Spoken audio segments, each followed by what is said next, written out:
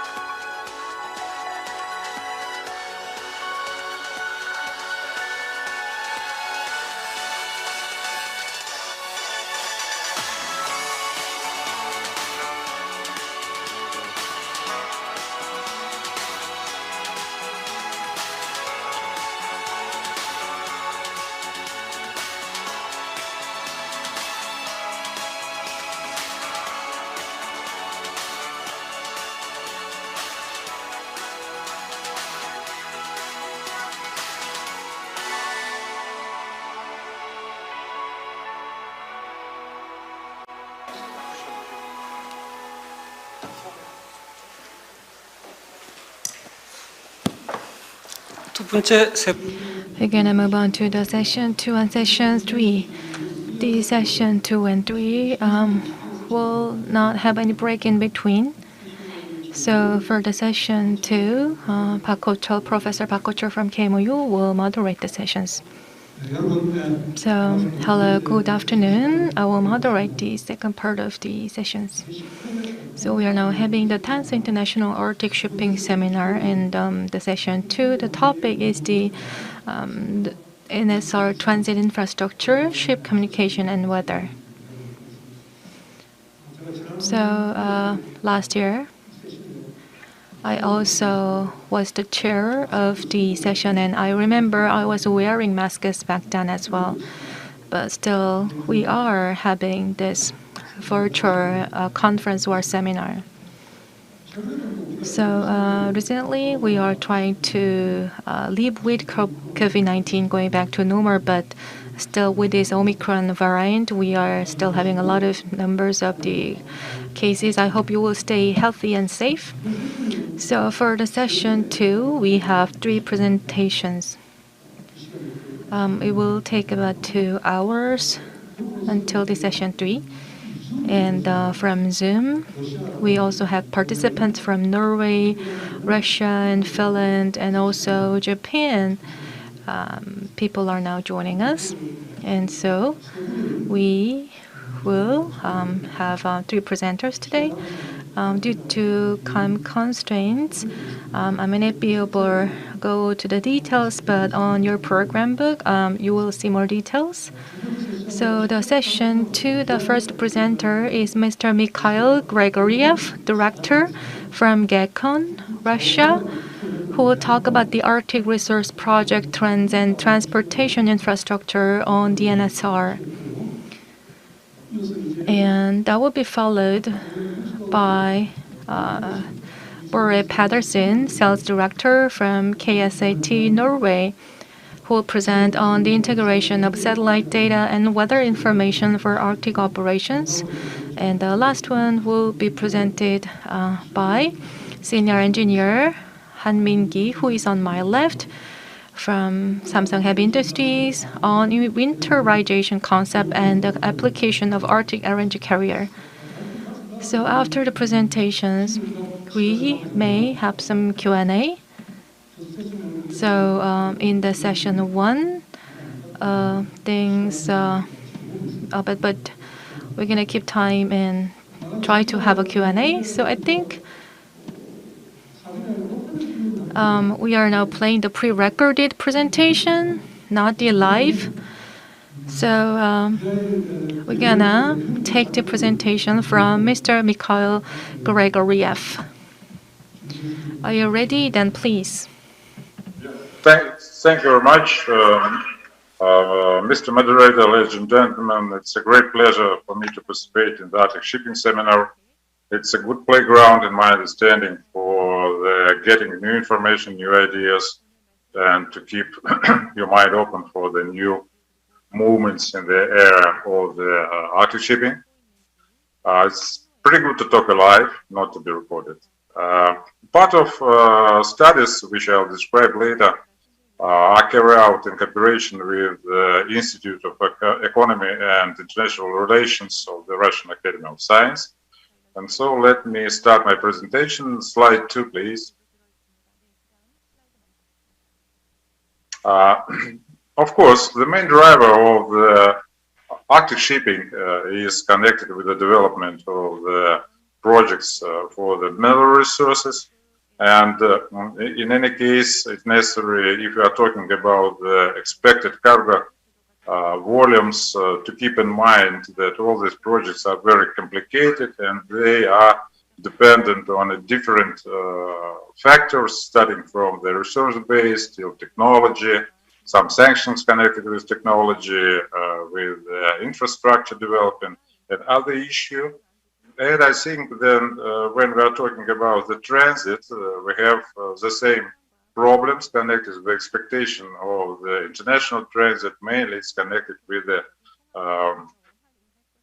not decided cargo base yet. Now, if we are talking about the development of the Arctic shipping, we have to keep in mind all investment projects which are realized or planned to be realized in the Arctic area. If we talk about the Russian Arctic zone, it's 550 projects on the which are mentioned in the 77 documents of the strategic planning of the different levels. Really, we think that on the table we have just 100 projects which are very realistic. Next slide, please. When we are talking about the development of the mineral resources and needs for the marine transportation, we have to keep in mind some issue. You see, there are a lot of projects which are connected with the production of low-scale final products. For example, if we have a gold mine, the final result of the business activity is 9 tons of the metal, which are delivered by the airplane. And so we don't have any needs for the marine transportation for the export, but nevertheless, we need shipment of a numerous number of the machinery, equipment, and other stuff. And so when we're talking about the 45 projects which are developed on the Arctic zone of Russia, we have to keep in mind that they are very sensitive for the development of the marine transport infrastructure. Primarily, cargo bays are created in the Western Siberia. It's Ob Bay and Yenisei River and Yenisei Gulf, and they are delivered eastbound and westbound. We expect, and I'll show some later, that the eastbound direction will be growing significantly. Next slide, please. When we are talking about the Arctic shipping, we're primarily talking about the shipping by itself. But in my understanding, transport is a process. Our main goal is to deliver goods, to produce goods, to offload these goods for the vessels, to deliver to the final port of destination and put it on the ground. And so it's very important to understand the role of the Arctic seaports, their goals, their possibilities and expectation of their growth. One can see that in the Russian Arctic we have connection of the sea transport primarily with the railroad on the west and primarily with the roads, outer roads on the east is Chukotka and Yakutia, and we have a very close connection with inland water. It's West Siberia, it's Ob, Yenisei, and it's Yakutia, of course, with the main river Lena and a lot of Arctic rivers which are connected with the Arctic seas. In my understanding, it's necessary to keep in mind that if we are talking about the development of the transport infrastructure in terms of the port facilities, terminals, etc., we have primarily the construction of the specialized terminals which are oriented for the export of the produced crude oil, LNG, ores, etc.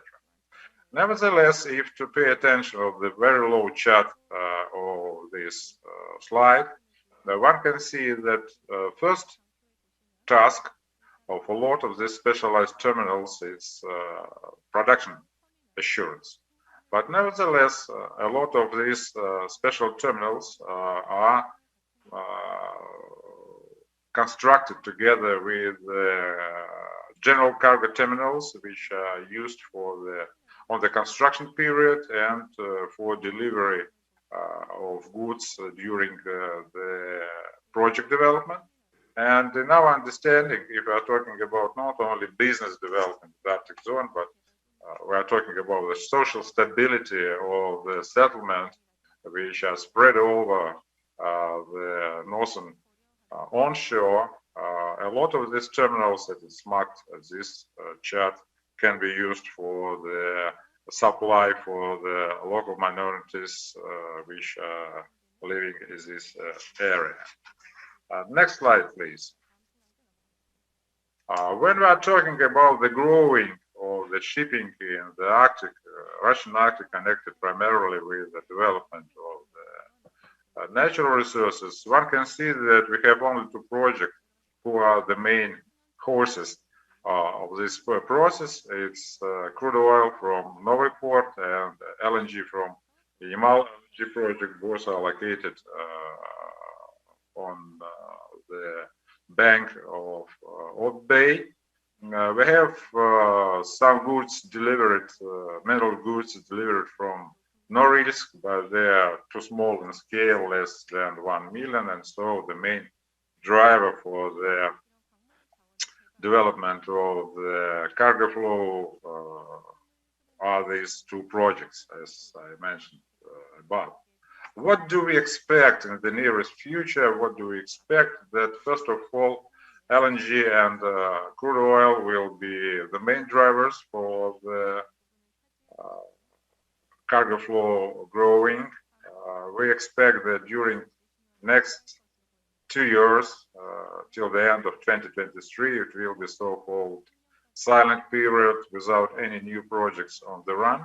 And in the very end of 23 and in middle of the 2024, we expect that it will be good rising of the volumes. They will be connected with the LNG production of the Arctic LNG 2 project, and it will be Vostok Oil in the western part of Timor Peninsula. And we expect, according to the approved production plans, that it will be not so rapid by growing of the coal, which will be delivered from the Severny Zvezda project, which is located on the eastern bank of the Gulf of Yenisei. In that chart, we demonstrate that expected volume for 2024 with the Vostok Oil project much lower that is announced by the company. We expect the total volume of the crude will exceed, together with Novoport, will exceed 20 million at all. It's connected with very simple reasons, because first of all, the pipeline which will connect terminal on the shore with the fields will be constructed according to the published data on May 2024. So we have one half of the year for the acting, and other issue is that really we have large or huge oil fields, but to put them on the run, it will take a lot of time. But nevertheless, the next slide, please. Thank you. Nevertheless, if we are talking about the Vostok Oil expectation of the volumes, they are marked on the right side of the slide. It's necessary to make some comments. First of all, it's expected that for 2024, it was announced by company, it will be 30 million crude oil to be exported, and it was expected that it will be 10 tankers. That really pretty fitted the real situation, because the capacity of one tanker with dead weight 120, it's 3 million tons per hour, but for the west shoulder, for the transshipment in Murmansk area. If we are talking about the growing volumes of this cargo, we expect that for 2030, with expected volume 100 million tons, it will be necessary to use 33 tankers. And plus for all, we need to find place for the FSO, for the transshipment of the crude oil in Murmansk, first of all. Unfortunately, we don't have some empty room on the Kola Bay aquatorium, so it's necessary to look for a new location. If we all expect that some portion of this crude oil will be delivered eastward, in that case, the number of necessary tankers must be at least twice, because the time of the round trip or eastward is twice more longer than the westward. Next slide, please. So for 2030, we expect that it will be a good scheme of the logistic transportation roads, which will deliver numerous mineral resources, primarily of the international market. Talking about the Northern Sea route, it's interesting to pay attention to two issues at all. First of all, we expect that really on the end of 23 and 2024, we have transshipment point of Kamchatka Peninsula, and close to 22 million of LNG will be headed on that direction. It was announced by Rosneft and ION, the owner of the coal project.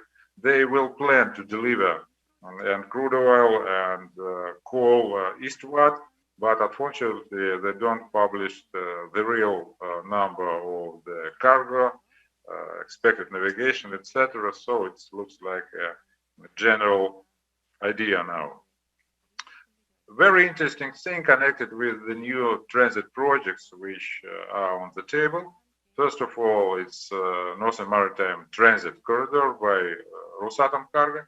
It's just a project. It's not the whole Northern Marine Transport Corridor, which include all Arctic seas, but it's just separate project.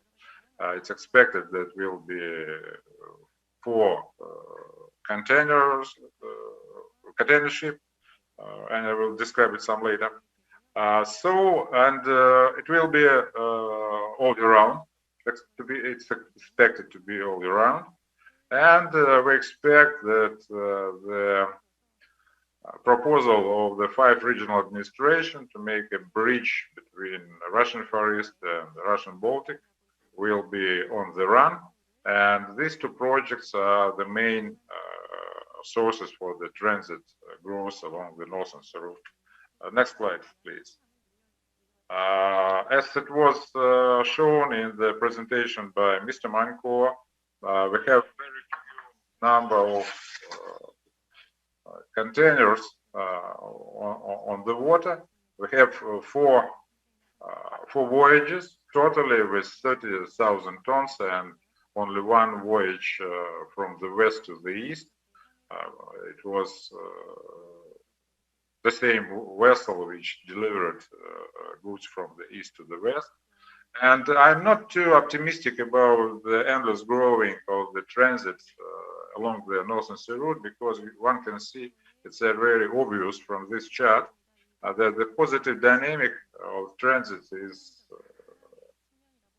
practically connected with one source. It's rising of price for the iron on the European and Asia Pacific markets, and because on Asia Pacific we have some bonus to the price, so it's became very attractive for the producers to deliver the ores on the east, and it's pretty dependable on the prices.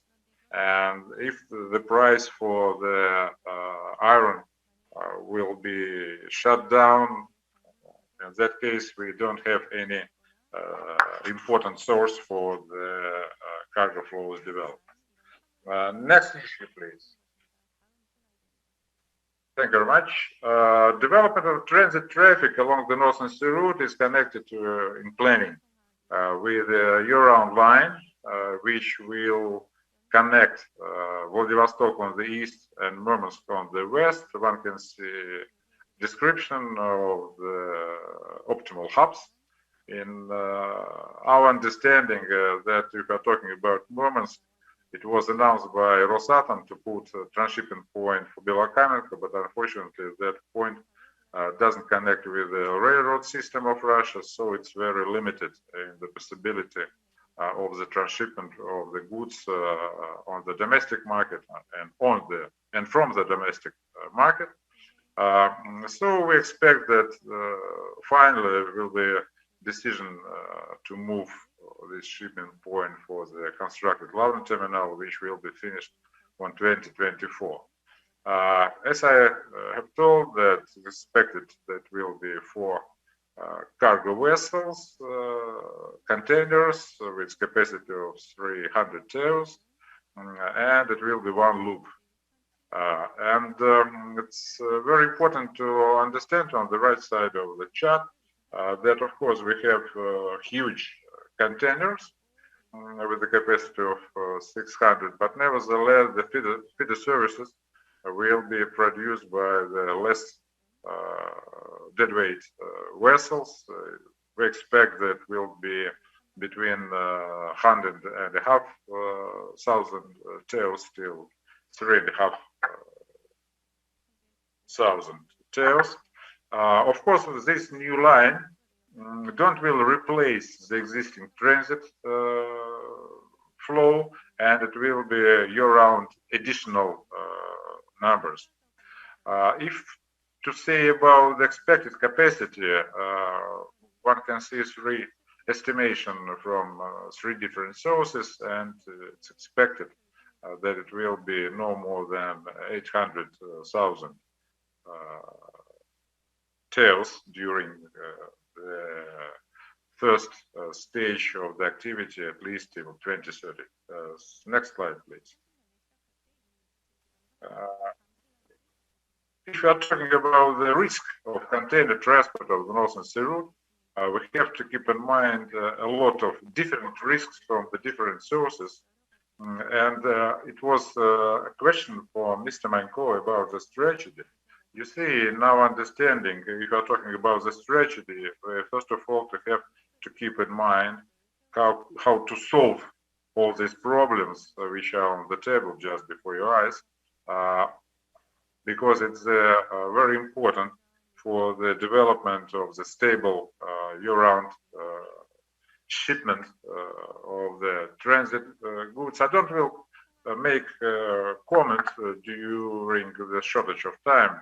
This presentation will be available, and so I would like to make a comment about the expected ice-breaking services. Next slide, please. On the right, it's published a couple of weeks ago, deployment plan of Atom Float. It's expected that it will be 3 icebreakers from the Vilkisky Strait to the Bering Strait, and it will be a fleet of the nuclear icebreakers and LNG-powered icebreakers, which will operate on the Kara Sea, on the whole area of Kara Sea. If you look on the left, it's numbers which reflect the expectation of the companies for the icebreaking support. One can see that 3 icebreakers on the east, it's pretty fitted expectation of Novatek. In that case, it's very easy to make the conclusion that 3 icebreakers on the east are primarily oriented for the Novatek LNG transport, but if we look for Rosatom car expectation, it was announced by the company that they need 2 nuclear icebreakers in winter and spring on the permanent basis. And as I have told before, we don't have any particular numbers from Rosneft for the Vostok Oil project and ION for their coal project.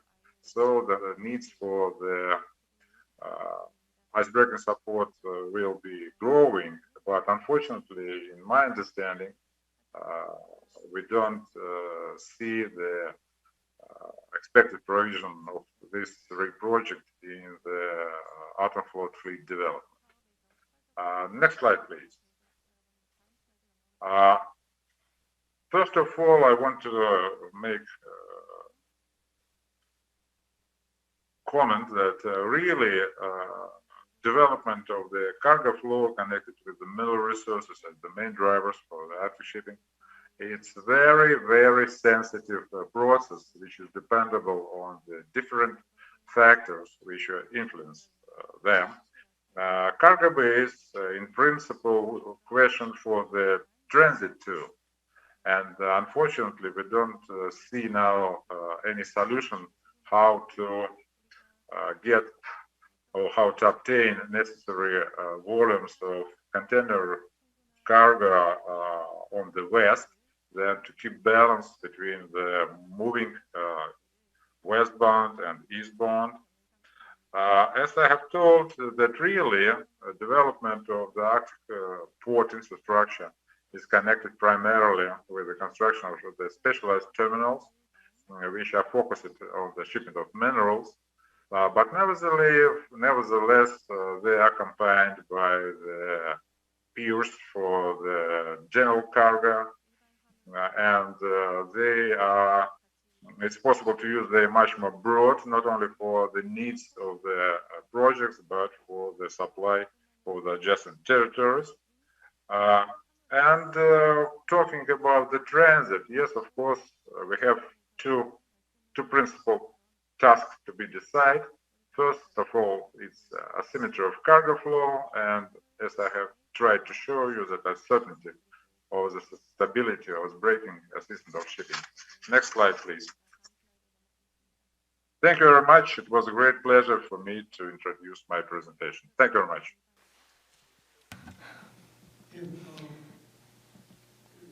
Thank you very much for your presentation. Acting head of the Mikhail Grigoriev, you talked about the advantages and issues of the Arctic shipping routes, and also about the RNG and the crude oil, and this port infrastructure and development and current trends. Thank you for sharing that. And also, the Mikhail Grigoriev talked about also the risks, and he said that please refer to these risks on the program book. But when we think about the responses and solutions, the risks are really important. So please take a look at the program. So first, there are some risks which include the ice-breaking support and the fees and the availability of the support. That's also important part. And also to pass, it's not for free. You need to pay some fees, and it costs money. And for the passage, there are the other issues. And also, under current situations, the one important thing is about the biodiversity. That could be also a threat to the biodiversity.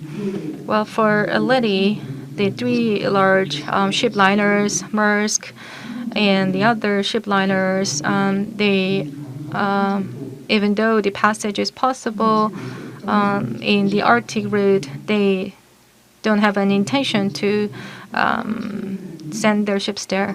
The other thing is about this asymmetry of the container ships.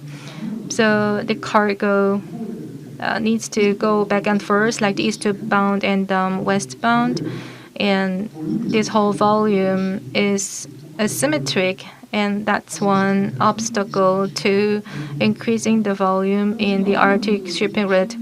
And in 2024, he also mentioned about the government is now about to announce, and that is about, although he didn't share details, but it is about in the Europe, they have this port of Murmansk, and in the Far East, they have the port of Vladivostok. So the Murmansk and the Vladivostok, they can, or they want to promote that into an international hub of the transshipment in the Arctic route. That's their plan. So from the presentation, well, I'm not sure whether he's listening to my comments, but if time allows, let me make some comments. So is the port of Vladivostok, it will be a hub of the Far East, because in Asia and in this region, it has a large cargo volume of the shipment. So it's like one of the major leagues. So the Murmansk and Vladivostok, bridging the Europe and Asia, do you really think it can play a role as a hub of the transshipment? So I'm a bit skeptical on this. So so the presentation was about the infrastructure and the feasibility, about the resource development and the mineral resource development. So that was about the presentation. And also for today's end, well, we need to also have the right estimate about this transit volume. In this seminar, I've been attending for many years, but about this Arctic route, year-round travel or the transit, well, when they will be really available, the other presenter mentioned that it will be available by from 2030. The other presentation, it says it will not be available before 2050. So when are we going to have this commercial and fully functioning year-round transit? Maybe it will be available for at least 10 months a year without any ice-breaking support. That's one thing that we can justify the whole trenches. So when I go back, I will read again all these presentation materials, and Mr. Gregoriev provided great information. It really helped understanding the trends in the Arctic shipping route. And we will move to the next presentation. Next presenter is from Norwegian company Kongsberg. The company completed a pilot operation of a vessel in the Arctic Sea. Although he is working for a different business division, Mr. Bor Patterson is working for the satellite services and the satellite data and the weather services, and he will be focused on the integration of these services covering these areas. And, let us invite Mr. Bor Patterson, please.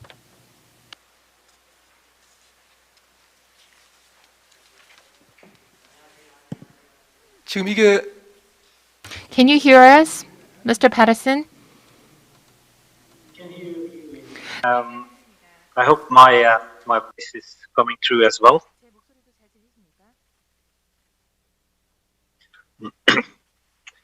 안녕하세요, and thank you for inviting me to speak on this conference. My name is Børre Pedersen. I'm working for a Norwegian company called Kongsberg Satellite Services. So I will present what we do here from KSAT using different kind of satellites to support Arctic operations, to help operators in the Arctic to do more cost-efficient and safer operations up in where the ice is located in the up here where we live.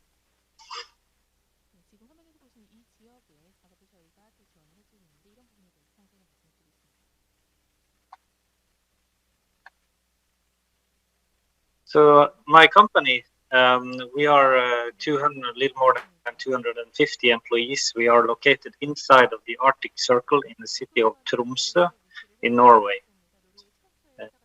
So the company is 50 years old, and we are co-owned by the Kongsberg Group and the Space Norway, which belongs to the Norwegian Ministry of Fisheries. We are supporting all kinds of satellites from antennas around the world, and this is a critical thing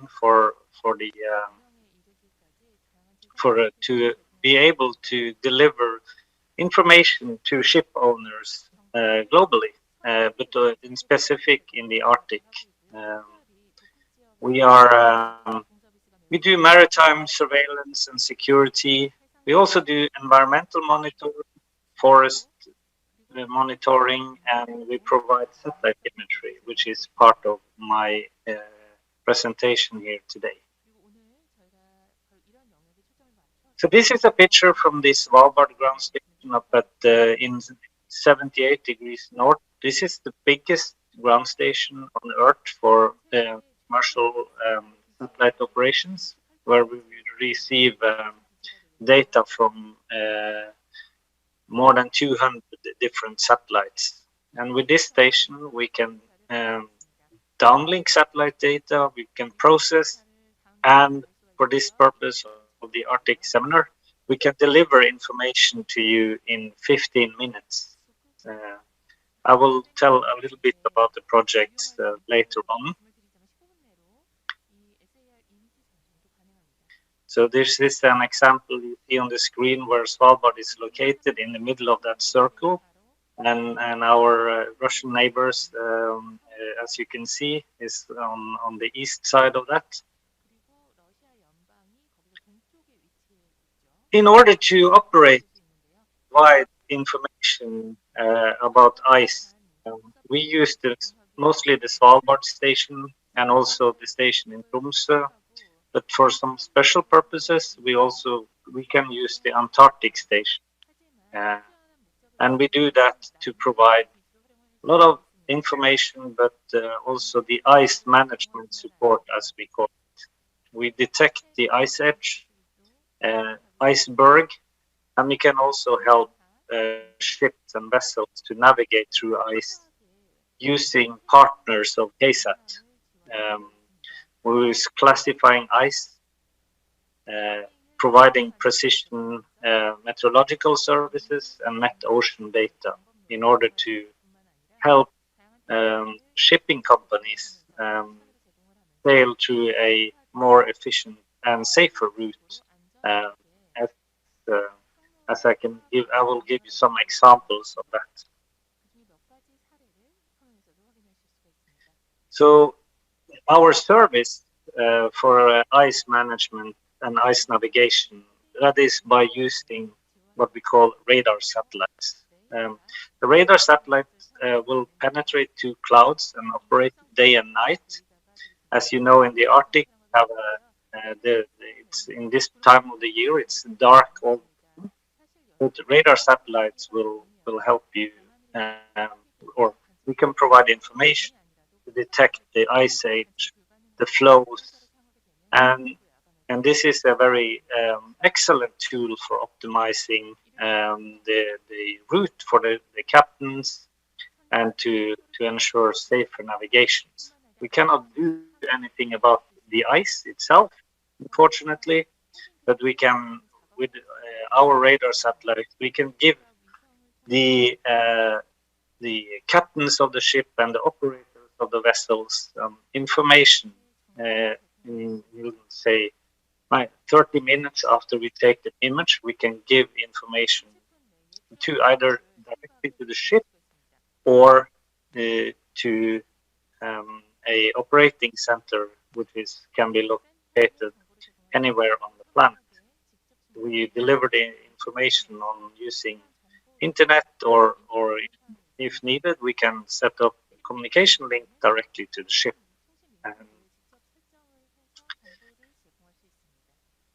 So what kind of satellites can we provide information from? Here at KSAT, we operate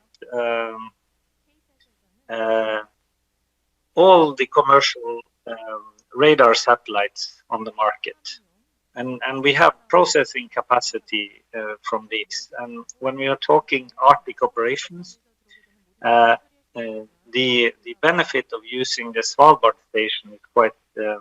It gives us a very fantastic opportunity, because from the time we take the image over an area until we can deliver information, that will take around 30 minutes.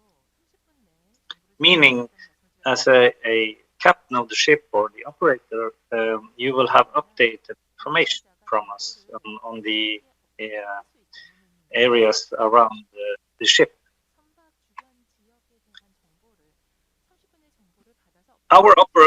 Our center in Tromsø, we operate 24 hours a day, every day. So 24/7 operations. We plan together with the operators of the ship or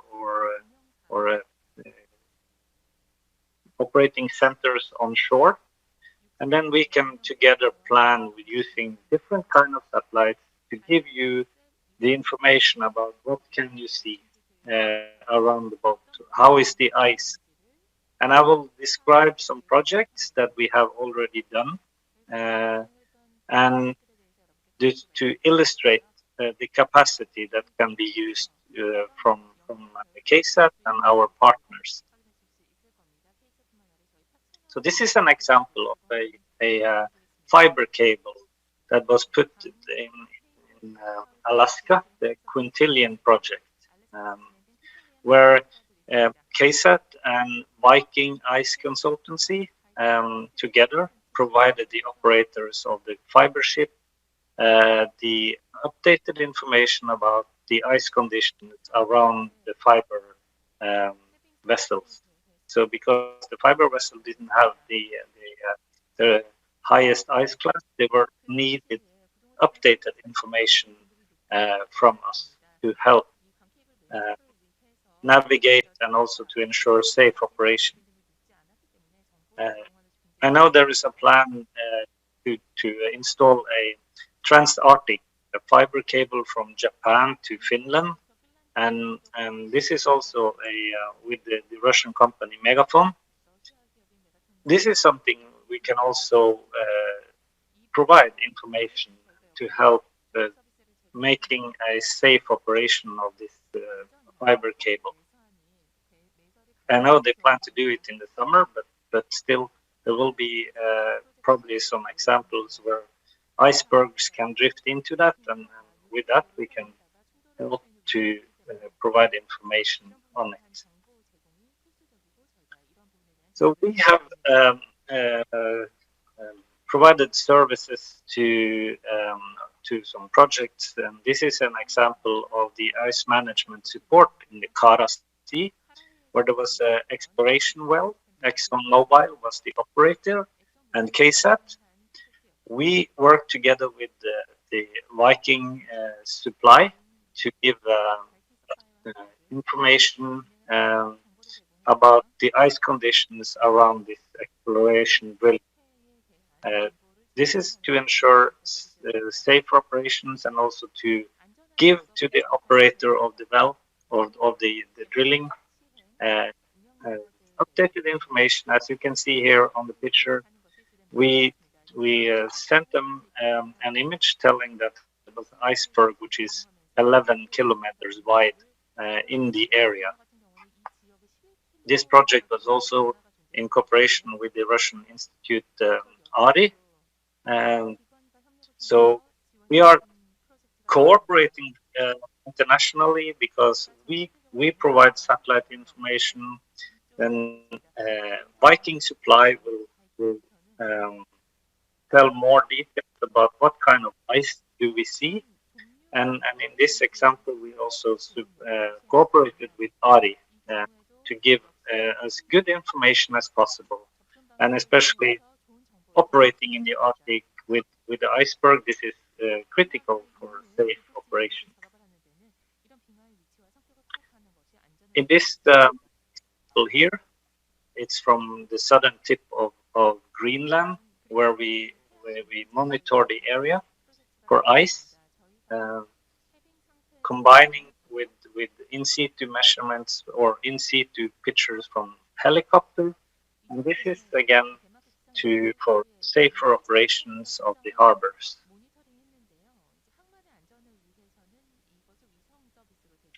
As you can see on this picture, we are using Terrasat. It's one of the satellites we have.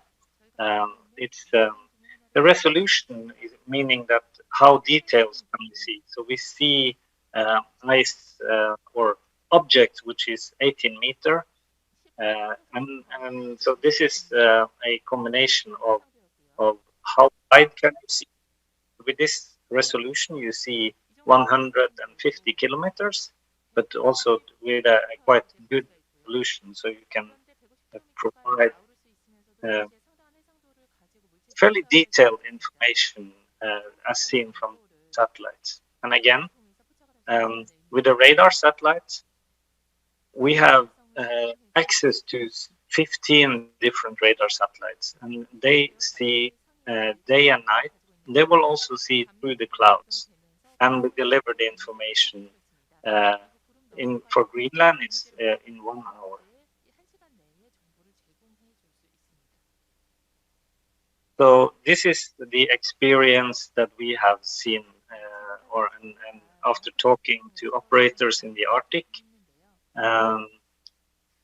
This is the benefits of using near real-time information. We also use Met Ocean data to have updated information on the ice. We also understand that communication to operators or to the ship is critical. And we have case was a part of a study or a project in Europe called Multi-Arcos. So Multi-Arcos was about to establish a ready for operation service. The user on board a vessel can get access to satellite data and other relevant information to operate safer. The project was with KSAT, with StormGeo. As you, I'm not sure if you know StormGeo. StormGeo is one of the bigger companies in the world for precision meteorological information. Viking is a company working to detect and classify ice. So here you have see Storm Geo. They are operating as well as we, 24/7. They have 7 Google operation centers, and so together with KSAT, Storm Geo, and KSAT, we can provide a lot of updated new real-time information to people and companies operating in the Arctic.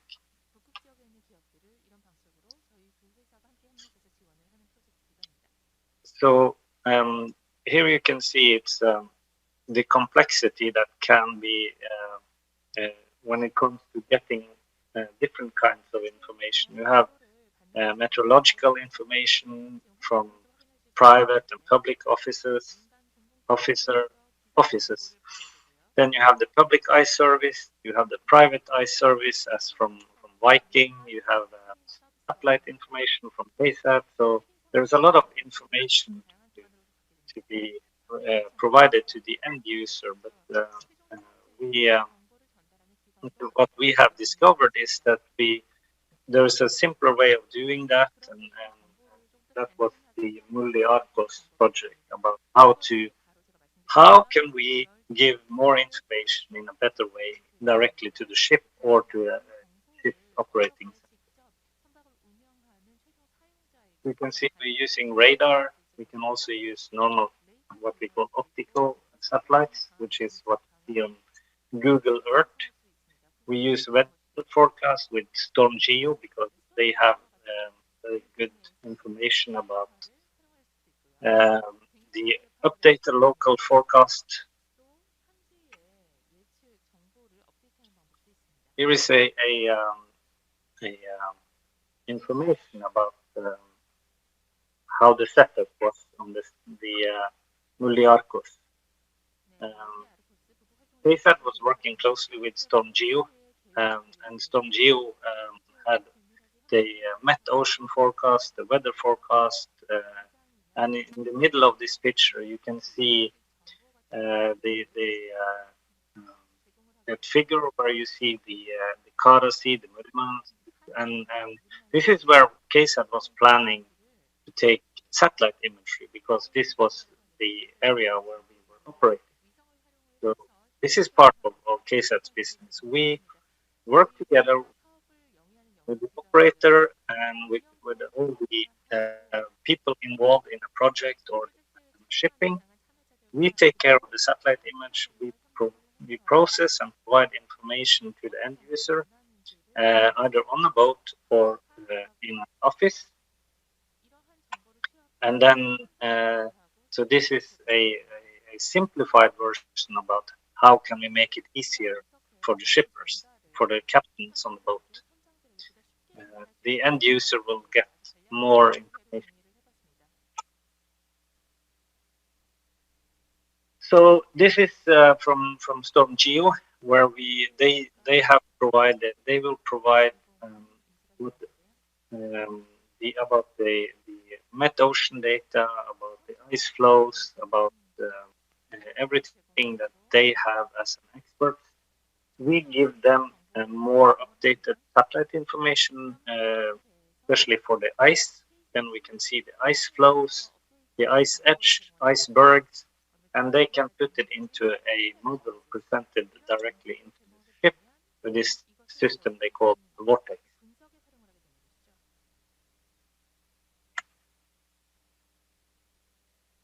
So this is just to show an example of a little more detailed where we have the in between Finland and Sweden. As you can see here, it's this is 2 different satellite pictures with some days apart just to show the frequency of the update.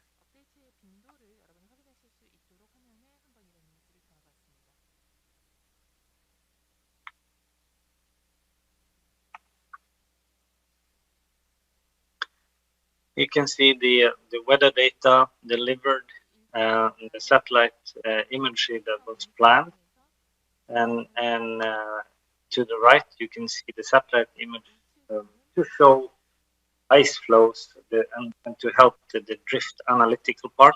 And then with that we are using, if you can remember from some slides ago, we have several different satellites, so we can take multiple images and provide information in real time for safer navigation.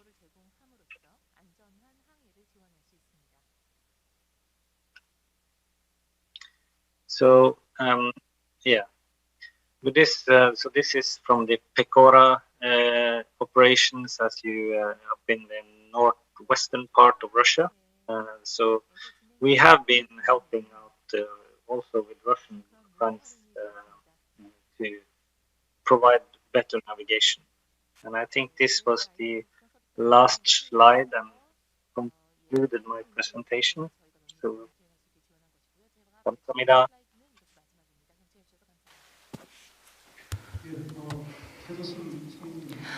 Thank you very much, Mr. Patterson, for your insightful presentation. For the safe operation in the Arctic, that we need to clearly understand the ice condition as well as the weather. KSAT is partly owned by the Norwegian government, and half of its stake is shared by the Kongsberg Group. That means this is a truly private-public partnership. As I listen to your presentation, I could see that KSAT offers such a reliable set of services. Thank you very much for your detailed explanation on the roles played by KSAT. In the wintertime, if we are to climb a mountain, we would check the weather forecast. That means information is that critical. But in the harsh environment, if you want to pass the Northern Sea route, then you would spend 20 days. That is why the weather forecast as well as the weather condition and the ice condition related information is critical.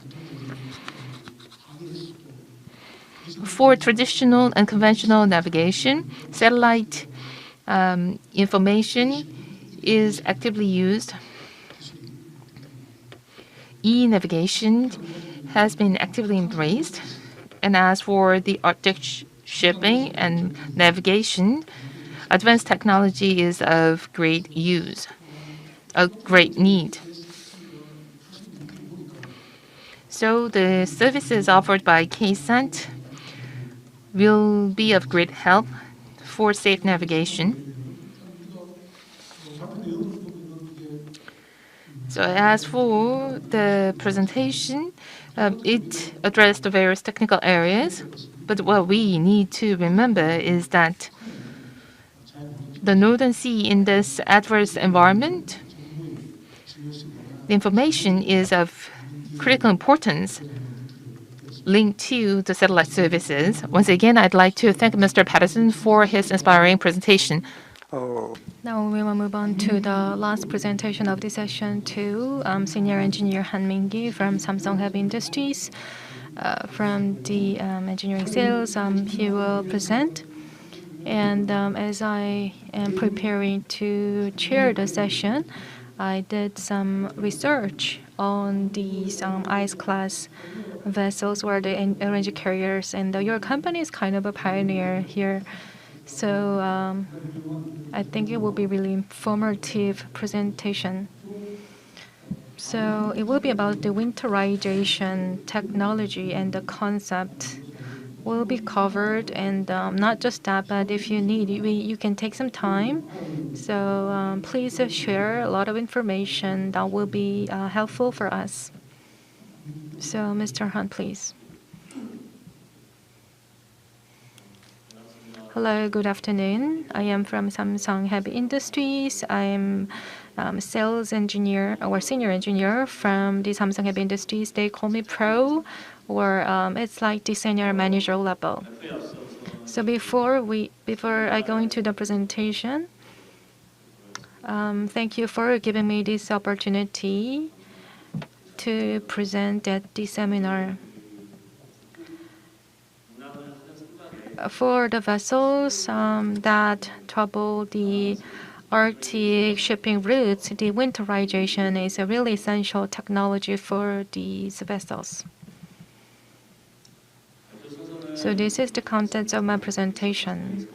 So I'll talk about the Samsung Heavy Industries Arctic project development and the winterization, the general concepts, and the Arctic LNG project, specific elements of our own technology.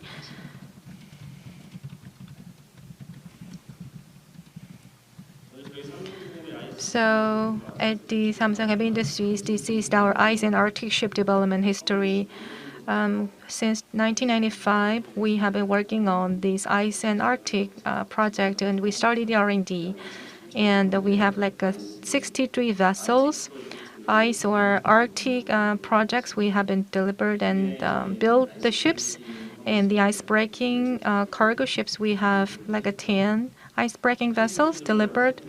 And as of now, 28 vessels are under construction, including the 15 ice-breaking LNG carriers on our order book, and these 15 will be deployed into the Arctic routes. So maybe many of you might be familiar with this concept.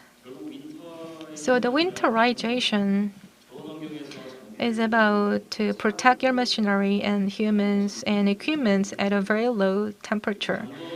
And how we do that, there are many options. Anti-icing, de-icing are the preferred methods, and we need also have insulation and the heating, or in some cases we need to replace the materials as a whole.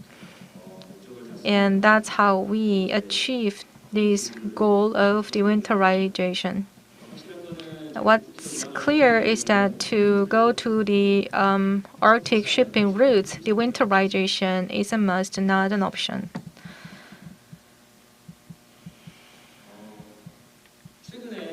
So recently, there are some trends in terms of rules for winterization, and the operation requirements are changing. So let me briefly touch upon this.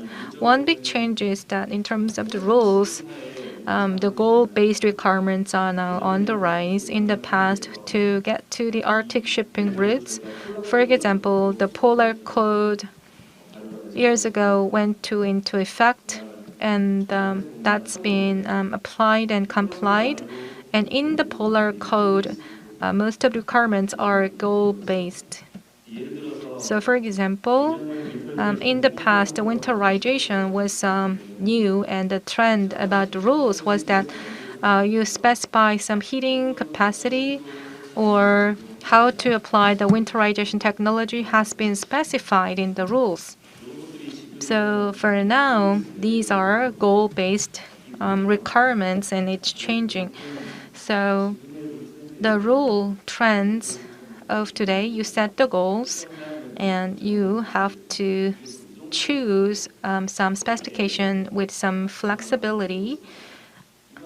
So it means that in the Arctic region, to build a ship for the Arctic shipping routes, with the ship owners and shipbuilders need to work together to decide upon the right specification. And also the other thing is that the operator requirements, the active measures, for example, the heat tracing, or you add some heat source for protection, but now it's changing to be passive measures. That's another trend that we are seeing. So in the Arctic region, you need to have experiences along with the shipbuilding experiences, and with the know-how, you can see what is the efficient specification, and that is driving these changes. Next slide is about the winterization and how you can really add or specify the winterization features. What's really important than anything else is you need to decide which area you will have your vessels on and what are the features. So is it really about the ice class or ice breaking vessels? So these are the important features that need to be defined in the first place. So you need to also define the temperature conditions, and then by different vessel class, you have different symbols. It could be DAT, PST, or BST. So these symbols are used, and the temperature correlations are there for different types, and these are defined by the rules. So at first, the ship owners and the shipbuilders need to have a clear definition so that they will not have any argument during the build stage. And other than that, there are the other essential rules. And so you need to also look into that as well. For example, in certain field, there are the requirements.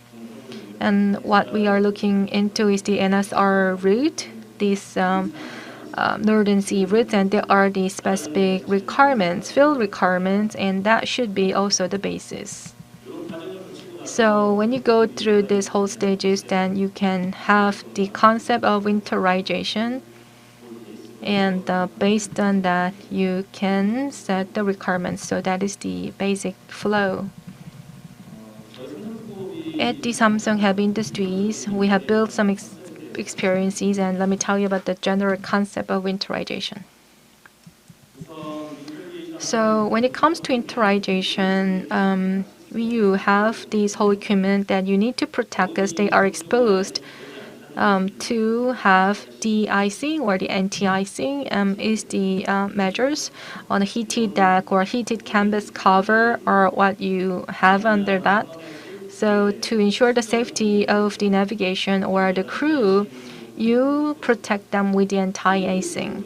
And for the other areas with the heat source or the crew will go in there for de-icing. So for the essential areas, the temperature conditions will be maintained at a certain level or above with the room heating. So these essential areas would mean the equipment's area where you need to have a for propulsion or the fire agent area, or for some emergency navigation, you may have the equipment on this area as well.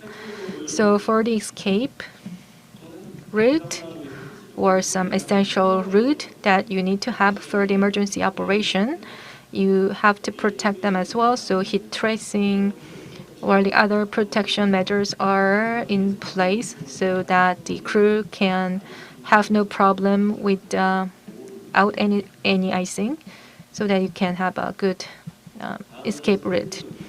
Next is about the accommodation space.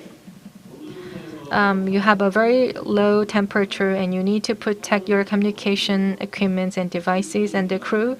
So the bridging space is enclosed. That's the most preferred method. Usually the bridge is like open option, and but the vessels going to the Arctic route, you have different the HVAC system. So to have the visibility is also important. So the heated window is installed, or the window wiper is also added. And with the icing on the accommodation space, you need to have the fresh air intake. So you may have the air intake with the heat tracing. Or for crew members, they can also add the heat tracing on the doors.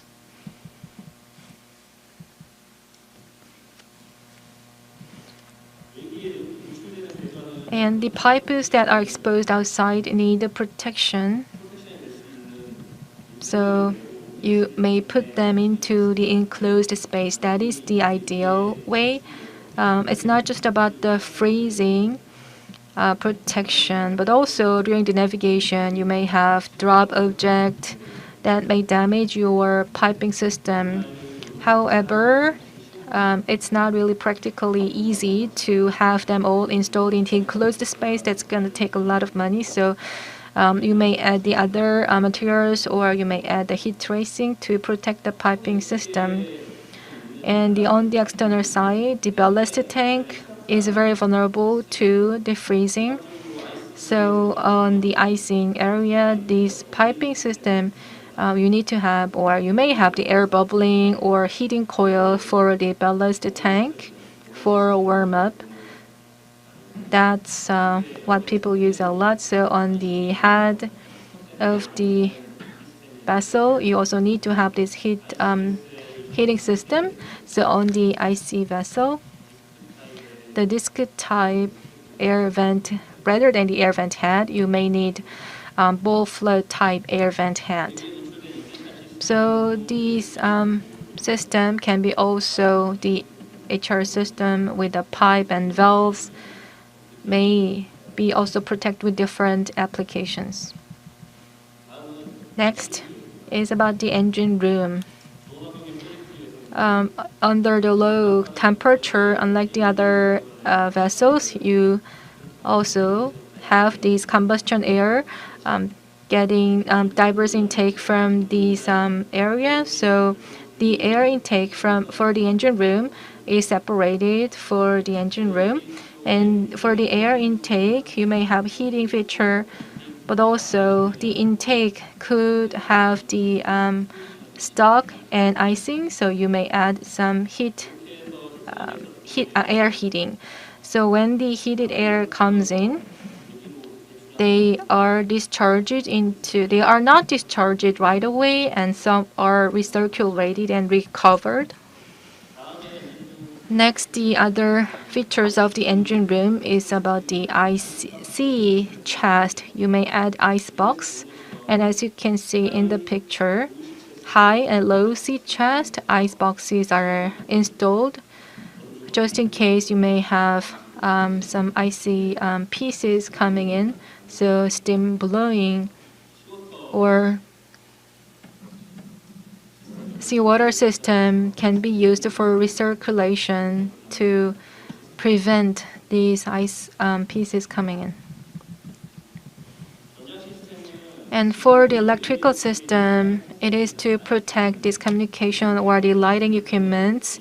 And the basis is to have the right design. So for example, antenna can be dome shaped to provide the heat sources inside so that they will have effective operation, and the cable and the other equipment are designed to function well at the right temperature. And the expand ice radar or ice searchlight are also used for this ice map. You can use them with the mapping.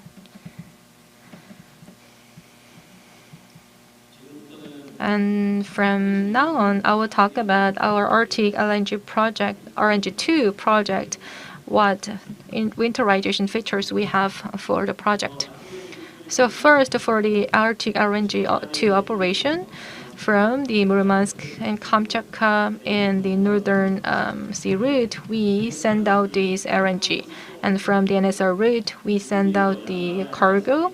And we need to have this. We have this two-way ice breaking. It's like 1.2 meter thickness and 2.1 meter thickness, and it could be like minus 52 degrees Celsius of the extreme weather temperature. And on the ship, let me tell you about the key features. As I mentioned, you can have this ice breaking on the hull and the deck as well. So the propulsion systems are applied to the engine room, and it's like a 15 megawatt 3 sets, and the total is like a 45 megawatt for the propulsion system. It's not just about the hull or the deck, and you have the ice strengthened hull. So on the stern and the hull, you have the semi-enclosed for the mooring deck. So the stern plus the ice breaking operation, you can have the clear visibility by having the stern breach. Samsung Heavy Industries are now responsible for the block fabrication, designing, and supplying materials. and the first vessel will be delivered by the first quarter of 2023 from the Vida shipyard. And next, let me tell you about the features for different sections of the vessel. First, one is the cranes. They can stand at minus 52 degrees with the heated operator's cabin. And there is also the internal heating system inside the cabin. So all the heating system are running on a dual system, and you can check the temperature on the temperature monitoring system on the crane. And we have this lifeboat system. And for the project, we comply with the polar code. And to that end, the MSC Circular 1613, that is for the polar water life-saving appliance system guidance. So we comply with that. Next one is the life raft. This lifeboat system is a built-in heating type. Life raft is applied for the container life raft.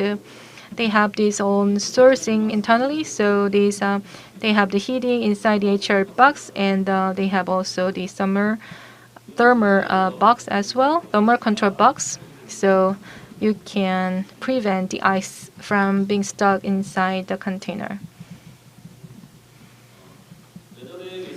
On the weather deck,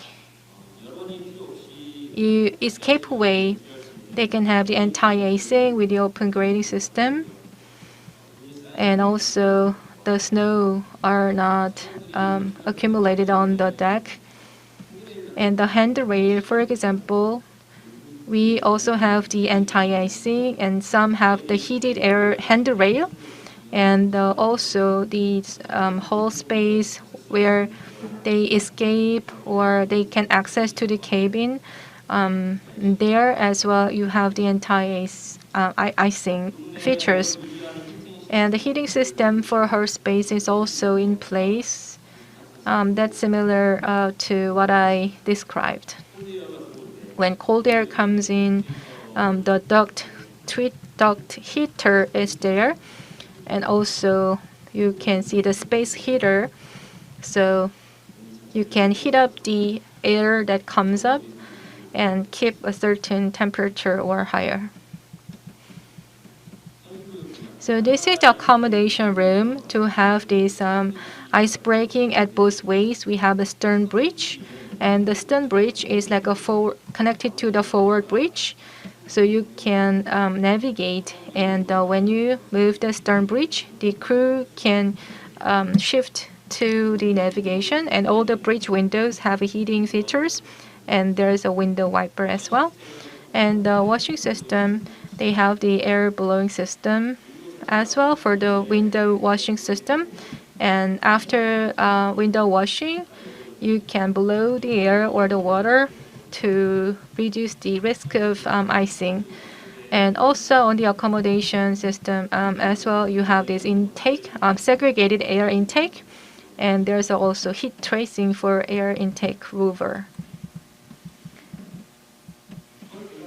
And for the her piping system, except for the cargo lines, most of the services are on the enclosed area, especially for the passageway is used for this. And for the service lines, what's exposed outside, we have the heat tracing, cargo trunk deck or cargo liquid dome, and the safety valves and the bent mast are also equipped with the heat tracing for protection.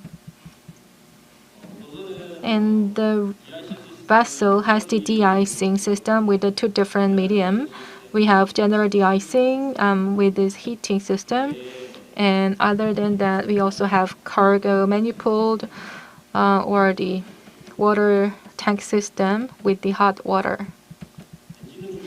The engine room area, as I mentioned before, this is the general Arctic vessel ventilation concept.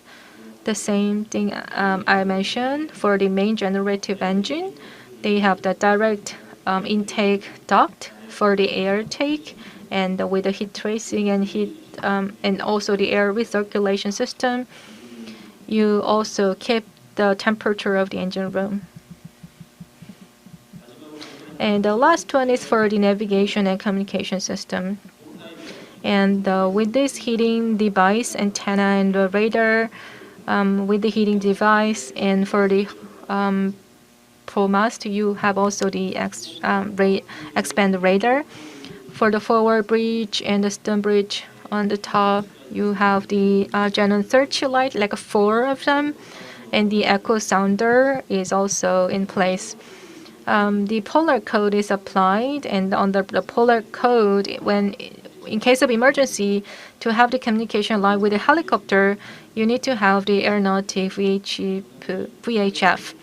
So even though we don't have the space for the landing of the helicopters, but for the aeronautical VHF is here, and the lifeboat and the required like EPIRF and I say RTR in place.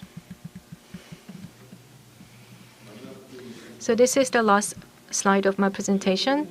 Samsung Heavy Industries, for 25 years, we have been developing the Arctic project, and we also delivered many vessels.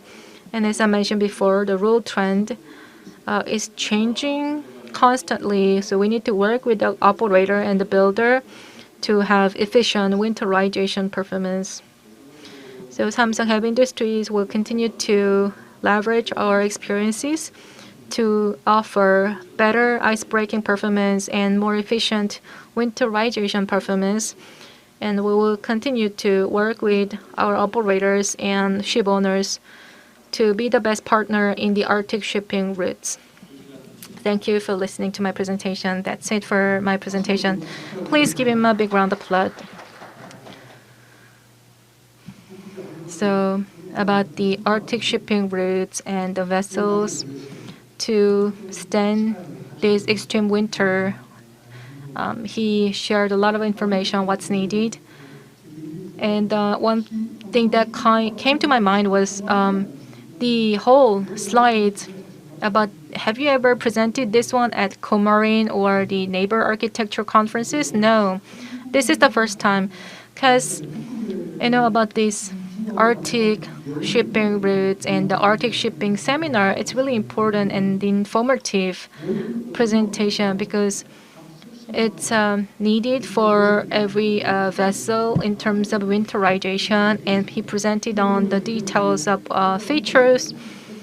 So something could be very confidential information for your company because it really talked about some like technologies, internal confidential information. So if you have all this winterization, how much would be the performance of the vessel compared to the regular RNG carrier? Do you have information on that? It's not something I can share with you today, but the Arctic project that we are running, in some sense, it's like the very best winterization and the ice breaking carrier that you can think about on this whole planet. So that's right. You covered essential elements of the winterization. For example, on the outer or the hull and the equipment protection and this whole accommodation space, piping system and engine room, ventilation, and the lighting and the lifeboat, communication, and all the things that's needed. The hardware side of the vessel has been explained for the winterization. It's really important and the informative. So please once again give a good big hand to Mr. Hon for the great presentation.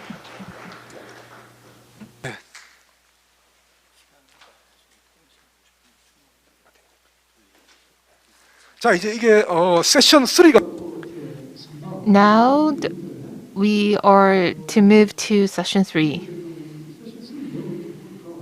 And session 3 is about international joint research. And there is a joint research project conducted by Professor Sangwon Hong in Korea and the Russian Institute I'd like to invite Mr. Alexander Vuyanov, Deputy Director, General Director of CNIMF. And I'm sorry, well, the presentation will be delivered by Mr. Alex Tofbaz, and then the presentation will be followed by Professor Hong's presentation. So the first presentation in session 3 will be delivered by Mr. Alex Tofbaz. Please welcome him with a big hand. Okay, can you listen me properly? Yes, I can hear you. Thank you. Okay, and you can see my screen, my shared screen, yes? Yes, thank you. Okay, so, dear colleagues, I'm very grateful for the opportunity to take part in this prominent seminar. So, I would like to present you the experience of our two companies, CNIMF and Bureau Hyperborea, in the field of digitalization and decision support of Arctic navigation. Recently, a lot of attention in Russia and abroad has been paid to development of various information services and applications for the centralized management of ship navigation in ice. The first example of such project is the Maritime Operation Headquarters from Atomflot. This situational center is located in Murmansk and was put into operation in 2020. Another prospective project is the joint platform of digital services for the Northern Sea route, which is now under development in Rosatom.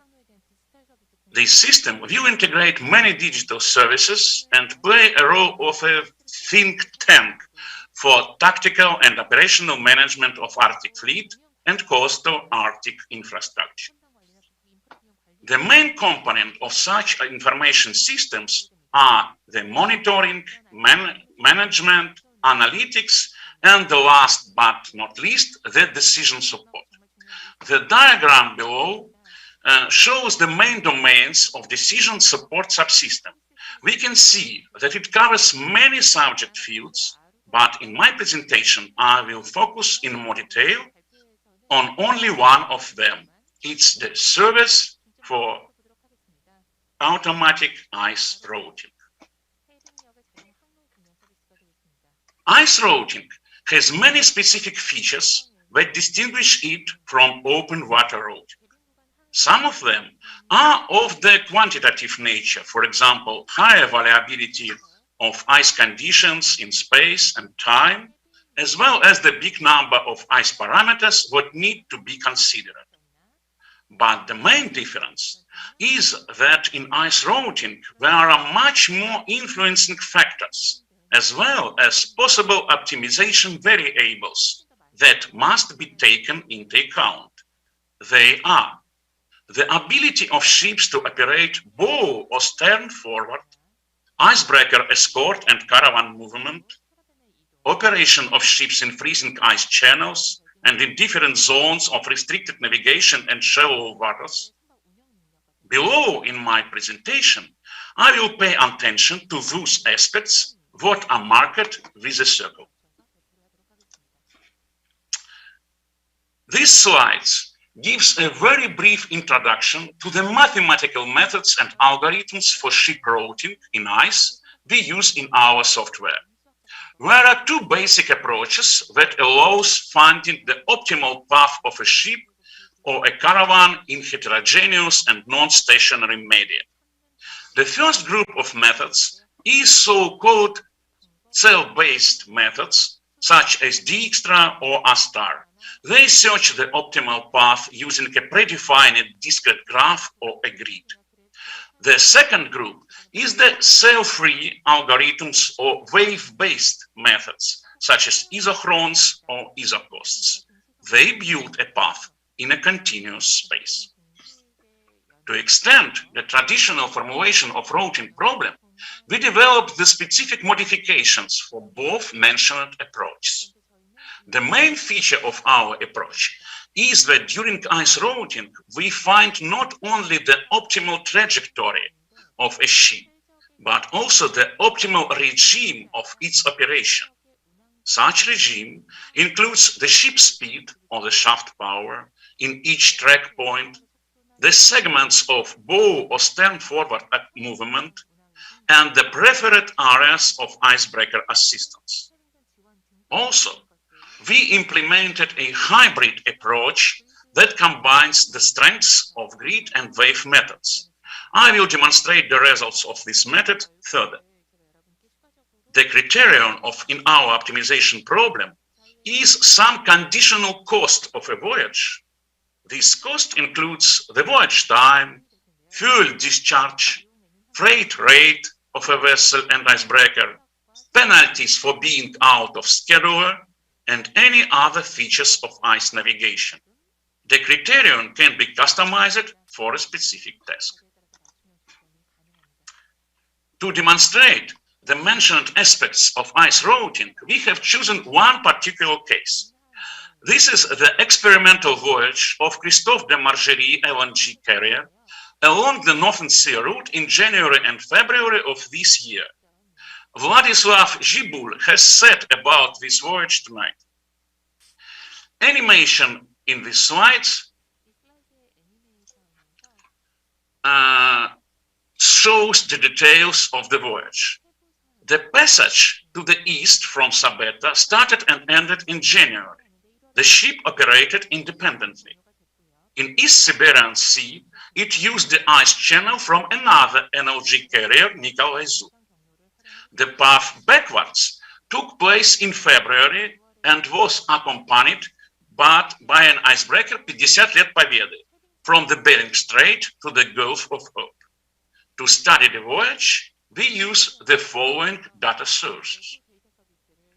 The first is the ship on board reports that contain a lot of valuable information such as observed ice conditions, shaft power of a ship, operation regime, and so on.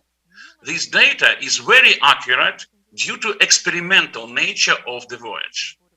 The onboard records are indicated as a small black dots and animated picture. The other sources is the AIS tracks that describes the current ship coordinates obtained with a high frequency. Also, we used the raster data of the forecasted ice conditions provided by the specialists from Arctic and Antarctic Research Institute. And at the last, we considered the standard navigation data of bathymetry and the zone of limited or prohibited navigation. During ice routing, we explicitly consider the time that ship needs to rotate and change its heading.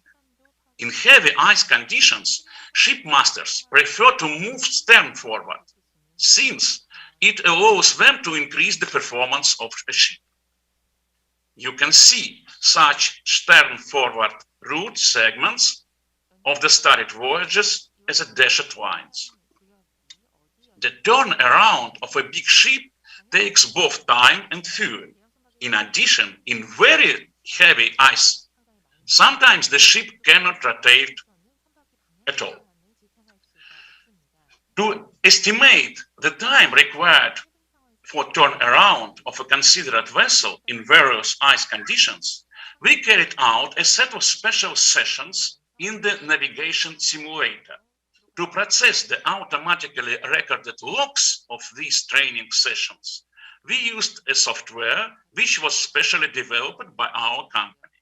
The obtained results were used in further studies when running ice routing procedure. Now, I will shortly discuss the ways to account for the icebreaker assistance during the route planning of cargo ships. We suggest three approaches to solve this problem. The first and the simplest one is the planning of icebreaker escort for each voyage separately.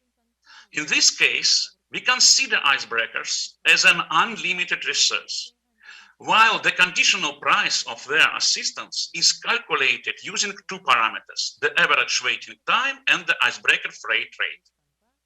By varying these parameters, we can obtain the tracks with different amount of icebreaker assistance. Example is here.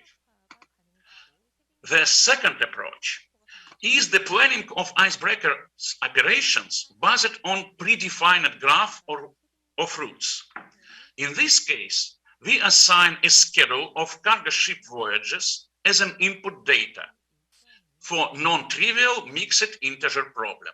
This problem can be solved using standard methods of discrete programming. And finally, the most sophisticated formulation is the simultaneous planning of several voyages of cargo ships in continuous space with limited number of accessible icebreakers. The principal approach here is to solve together the routing problem for each individual voyage and the joint vehicle resource planning task to arrange existing icebreakers along the route sections where icebreaker support is most efficient. For the moment, we have complete solution for the first two problems, but made only the first step in the third one.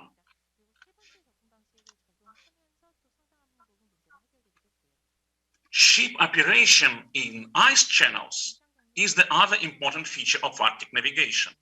The permanent ice channels are laid in fast ice and usually maintained by icebreakers, while the temporary channels appears after vessel passage and can be used by another vessel. To predict ship performance in a channel, we need to know its characteristics at the current time. For this, we apply a specific model of ice channel dynamics, which describes the freezing and melting of ice in each channel section, as well as the changes of channel geometry after ship passage. Channel geometry is described by the thickness of consolidated layer, thickness of brush ice, and the parameters of channel walls. All these parameters are used as input data for the model of ship performance that estimates the resistance, attainable speed, and shaft power. Selected results of the model are shown top right. During solving the routing problem, both the ice channels and predefined fairways are described as vector linear objects and in the geographic space. Our algorithms of pathfinding can use this linear object and automatically merge them with optimal routes. Let me now discuss the sources of uncertainty in ice routing problem. This is quite a wide task, but I will try to draw some conclusions based on the restricted amount of data from considered voyage. Firstly, we investigated the possible inaccuracy of data on ice conditions. Diagram on the slide compare the ice parameters obtained from ice forecast model of Arctic and Antarctic Research Institute with the onboard records in the same place and at the same time.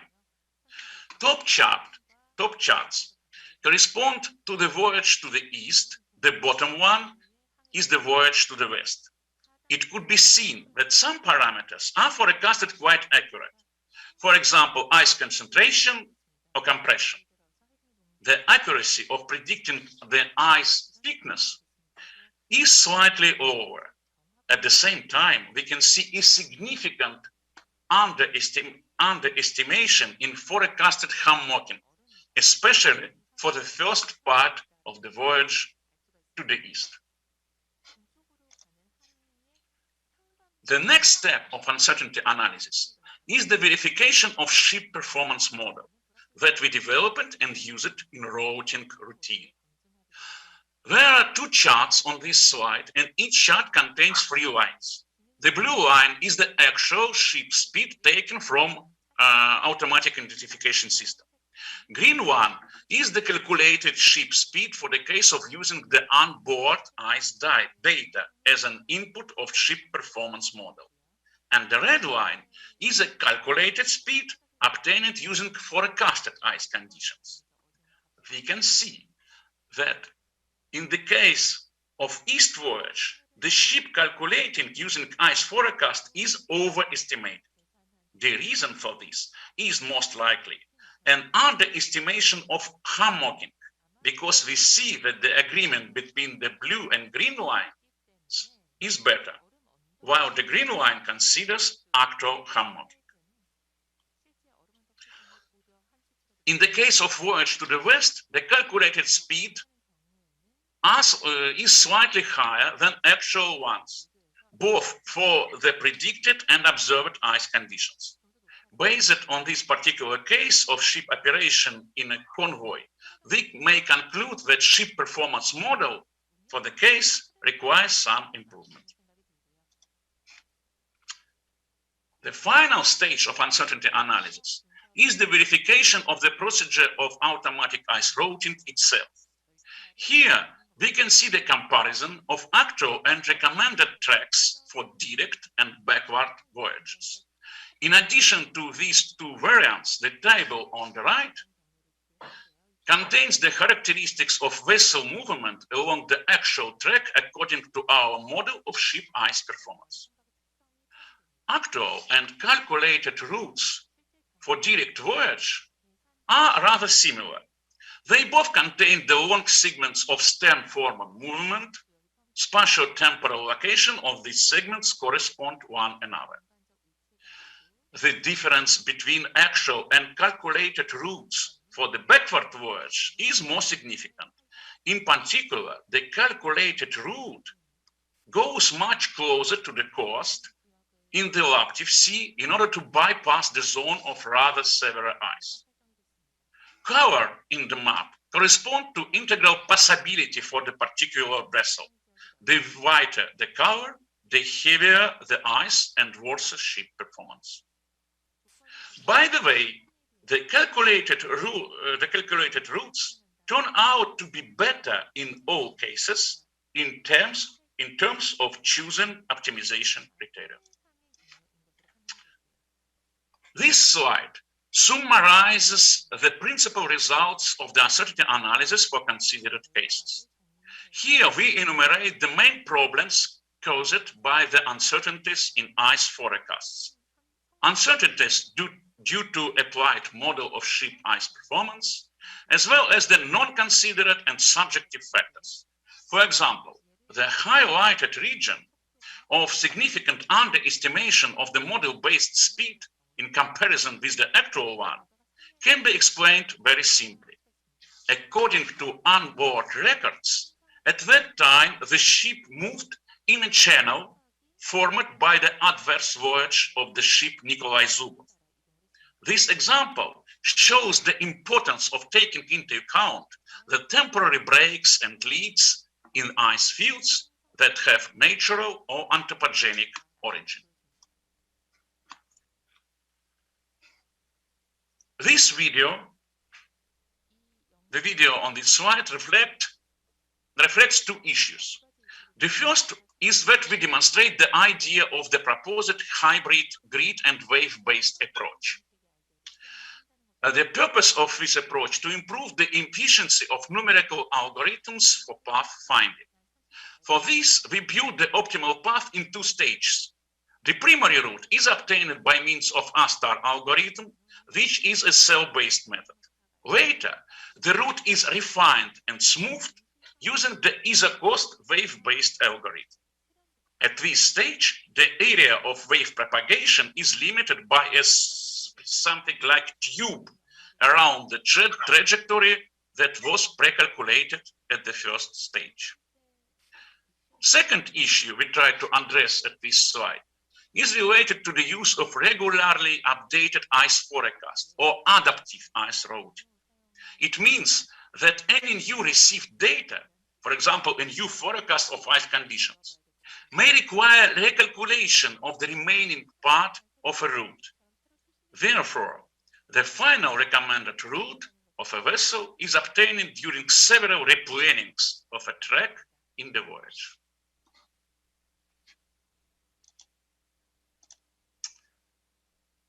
In next two slides, we present several conclusions and recommendations that arise from our studies. I will not comment them all and just point out to the last section,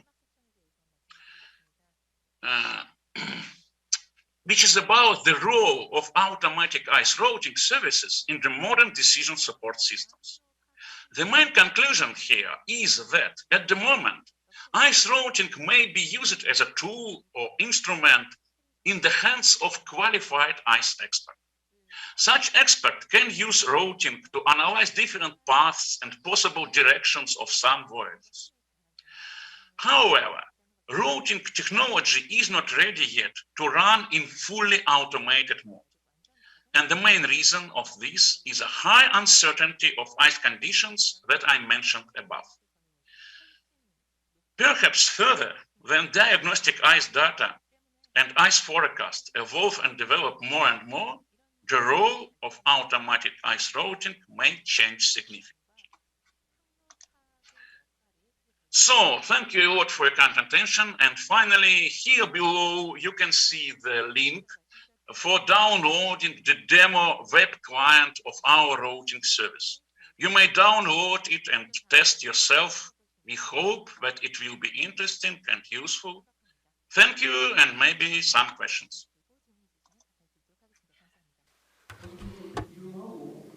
Thank you very much for your informative and articulate presentation. Please give Mr. Topaz a big hand once again.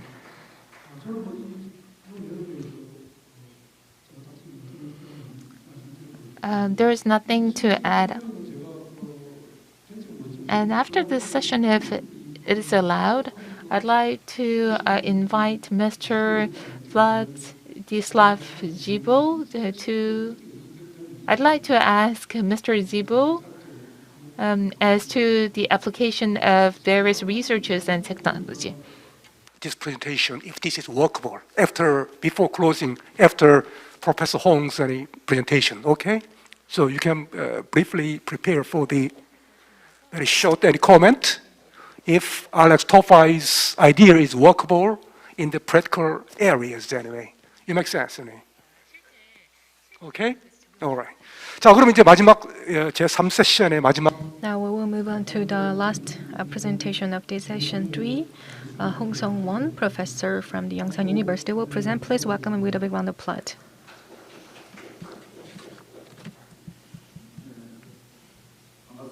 Good afternoon.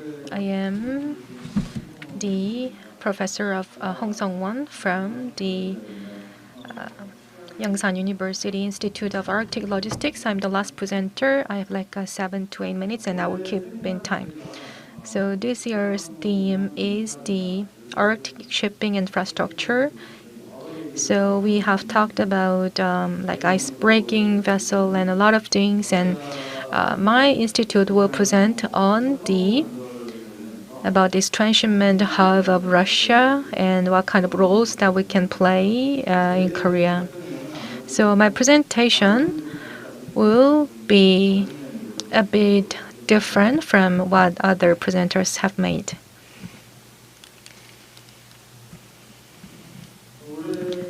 So about these northern sea route, I will talk about the 2021 navigation and Korea's perspectives and the transshipment hub construction. I will share the trends and developments and what kind of roles we can play in Korea. And in June and July, for the companies, we had the survey results. So let me share that as well.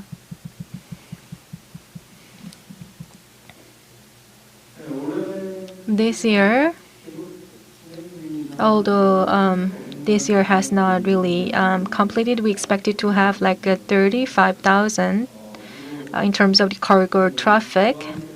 And what's in orange color is for this year's transit volume, which is over 2 million. Last year it was about 1.28 million, and this year, compared to this difficult ice conditions, I think it was good enough, and the foreign flag fleets, we saw the increase. And for this year, this is the sailing conditions compared to the September, November last year, and this year the same period. And compared to last year, the conditions were not really favorable. The one in brown, it's bigger this year. So this year, the sailing conditions were worse. And as Belkin mentioned, recently we saw some challenges.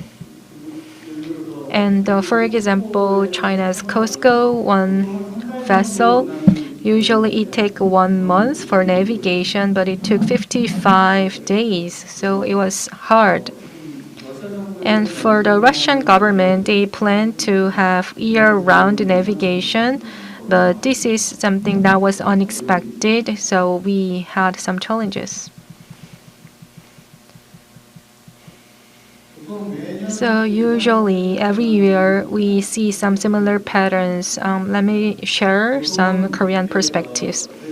Usually when we have the destinational transport and the LNG is the largest one, although we have some oil, and LNG is the largest cargo coming to Asia, especially to China.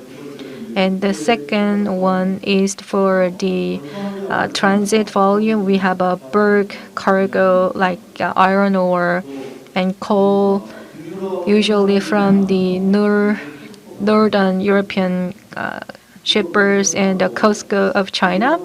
And we also have backhaul cargo, COSCO and Wagenburg.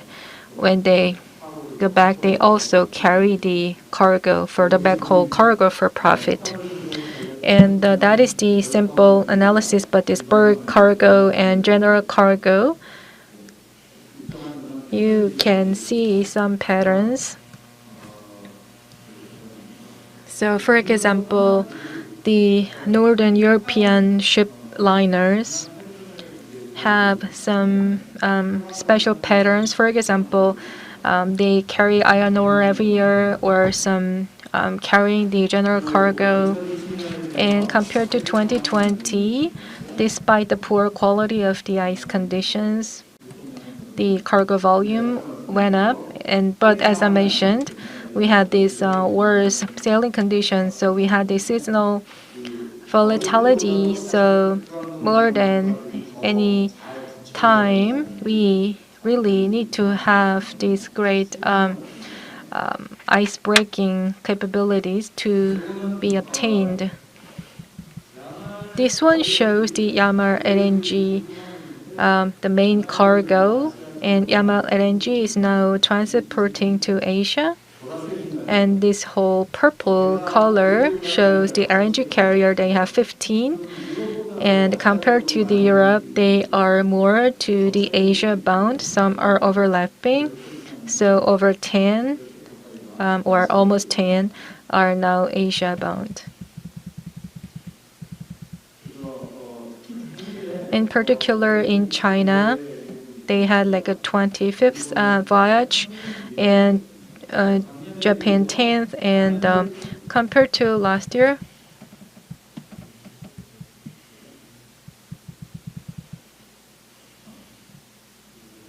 can I go back? So compared to last year, the number of the traffic increased. And I will briefly skip this one. In the Netherlands, we have the Wagenburg. They transport the pulp to Busan in Asia and even Canada. They also have this backhaul cargo, like a cargo, some cargoes. So COSCO of China, they have specialized shipping, and that is really specialized for the northern or Arctic shipping. But the data shows, as you can see, compared to the previous years, they closed earlier than the other years. So the eastbound, it was like a 17 days earlier, and for the westbound as well, like a 10 days earlier, they terminated. And from 2013 to 2021, over 8 years, this is the navigation. And it's something that's published every year, but you can see this whole year we had 13 voyages, and it's going up every year. So far, 56 voyages have been made so far, and the red numbers are serviced by the icebreakers. Last year we didn't have one, so this year maybe we had some ice breaking escort. And this one is for the Ordendorf of Germany for their transport of the iron ore. We saw a huge increase in the iron ore. They have a large vessels like Norway and the Germany. This is for the Norwegian company. Iron ore transport. And the October 19th, they were going to the eastbound, but they went back to Suez. So I think this is the new information to me, but it shows the low quality of these ice conditions, and this shows this LNG and the heavy cargo carrier. And this slide shows the Arctic shipping activities related to Korea. So it's not really clear, but it's not really led by Korea, but Korea was involved. For example, the coal transported to Gwangyang or some heavy cargo shipped to Busan and some ports in Korea. So that's the one. And this slide shows with the Rosatom, the logistics subsidiary, the Rosatom Cargo, joined the seminar 2 years ago, and we couldn't invite them this year. So to the Russian government about their NTC, I asked, or let me briefly mention on this whole project. In 2015 and 16, that's been already available when we had that in Busan. In 2015, in the Kamchatka, they had the development cooperation director and presented, and also from the Far East Development Fund, we had a presentation. So the Rosatom Cargo, at the end of 2019, they made a proposal, and it's still underway, and we are monitoring. So 2021, the ice-breaking container ship, the design has been completed. And September 3rd at the Far East Economic Forum, Eastern Economic Forum, I joined there virtually. So I heard the Rosatom Director General talked about the great NSR, and I think it's going back to this era of the Soviet Union. So this NSR has a certain range, but it's getting expanded. So when they extend the range, they may cover a larger cargo volume or traffic. And this one was mentioned last year.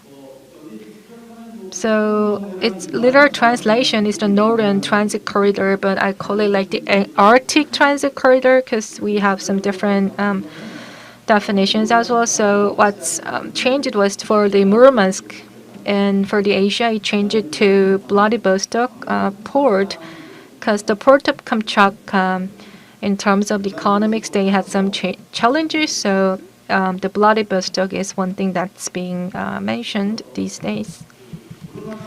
So with the Murmansk and Vladivostok are where they will build the transport logistics hub to provide a feeder service from there. And this is the slide from the conference they attended on July 23rd. So after the conference, these slides will be available on our website. So the Rosatom, the cargo companies are now seeking the projects, Earlier, it was about 1 million TEU for the pilot capacity. And in the phase 2, by 2025, they will have 4 vessels, 6,000 TEU. And from 2030, they want to have like a 10,000 TEU with the nuclear icebreakers. So the sniff is also here. That is what's going on. So although it's not really publicly available broadly, so let me share that there's a feeder service.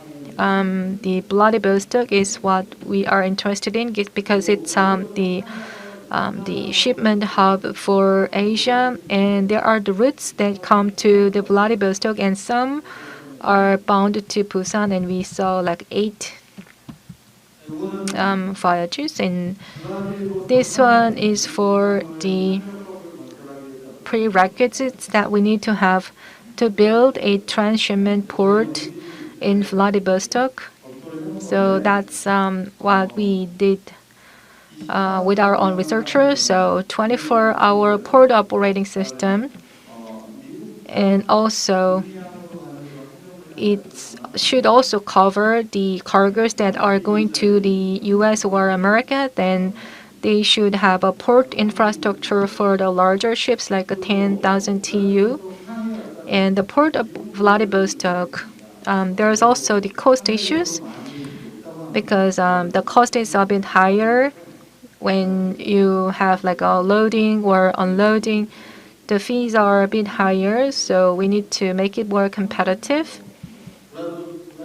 And the port of Vladivostok, the bunkering infrastructure can be, or service can be available there.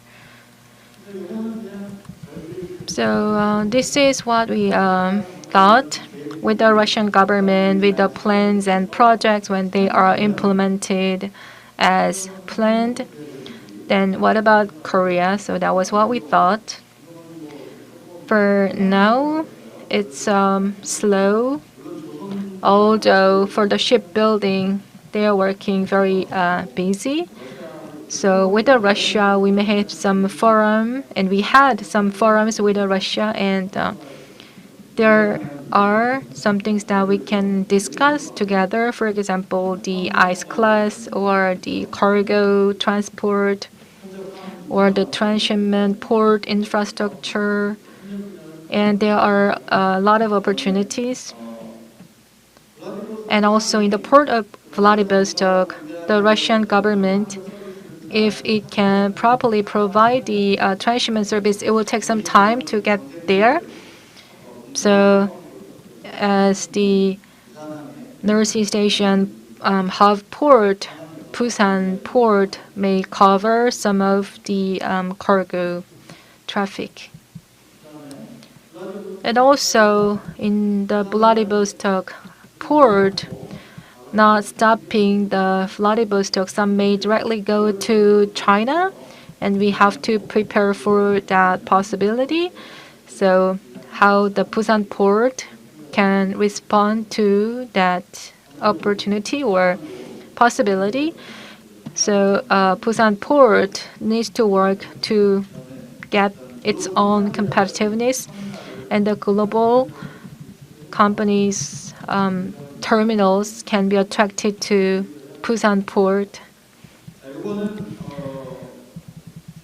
And this is the survey that we ran in June and July this year. So if there's an opportunity, we're gonna share that with you later. So we cover like 100 companies or respondents at the Arctic shipping related seminars and conferences, and so we know the participants very well, but some of them may not know the details of the Arctic shipping routes, and the logistics companies were more interested compared to the shipping liners. So these cargo owners were more interested. So they said that they don't have enough information.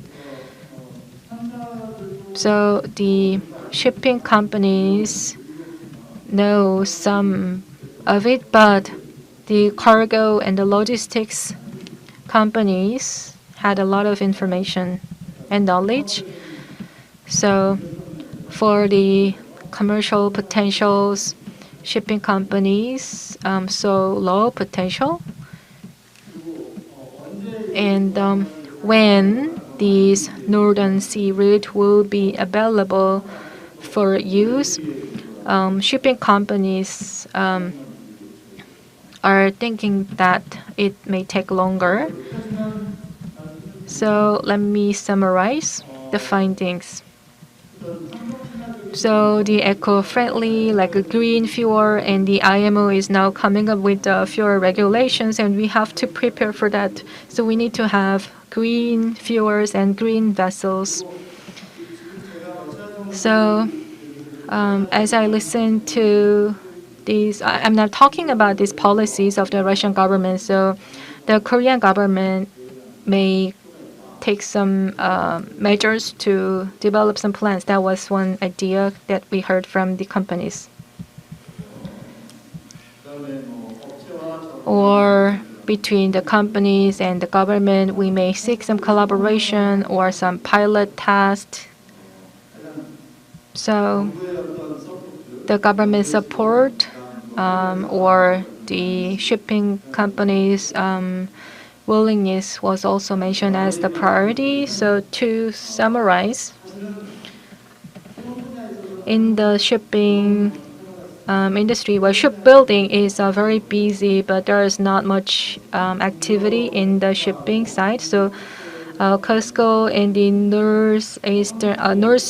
Northern European companies were mentioned a lot. But if we can be part of it, of course, we will build the ice class vessels. But there's so much that the private companies can go. So maybe we can lease the vessels. So the Russian government is now working on the NTC project. So it's a huge project, and a lot of investment will be made. So with regard to this huge project, we have the opportunities to take part in the project. For example, the Russian shippers may operate, and we can work with them for the marketing and the sales. And also the port of Busan in the long term, because there's a shipment, a transshipment volume or a cargo. So there's something that they can play a role to develop some logistic services. And in these Trans-East Sea, it also involves or affects China and Japan in the other countries. So it would be great if we can get more information from the Russian government. Korea also seeks to be the hub in the Northeast Asia. We need to attract the transshipment cargoes.